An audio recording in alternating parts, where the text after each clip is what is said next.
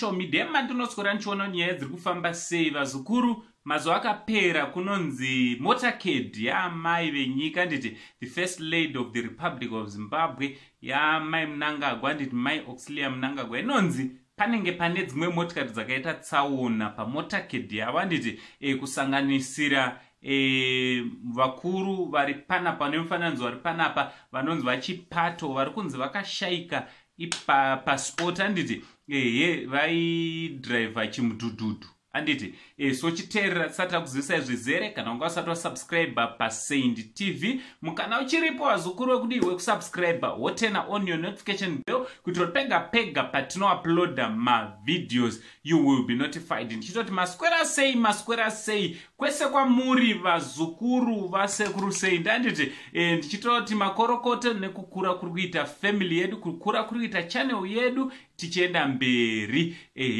vazukuru. Pane murume anonzi Mr. Chipato anditi handiziwe renki yake yaanga ainayo ari kunzi akashayika pamotorcade pakaitika tsaona. Inyaya dzatiri kungoonawo dziri kucirculate hanzi pakaitika tsaona motorcade yani yaMai Mnangagwa kumangura uko anditi tichiti may he so rest in peace anditi tichiti may he so rest in peace.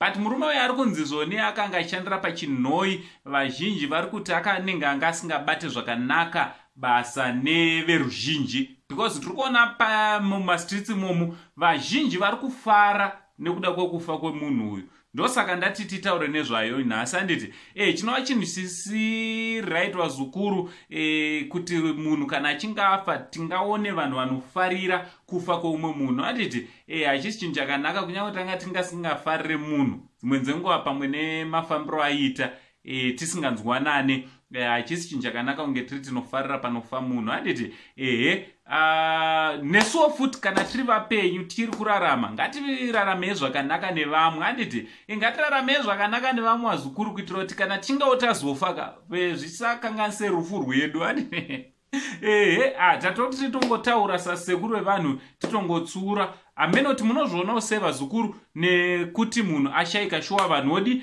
vanhu vosvika pavanofara ameno zvikuitika kuchinhoi ikoko. Ngataura nemacomments kune vanoziva zvizere especially vari kuchinhoi uko nekuti ari kunzi anga achishandira pachinhoi Central Police. Ngataura nemacomments from Uncle Saint, the only Zimbabwean uncle pari tinotaura tati much love.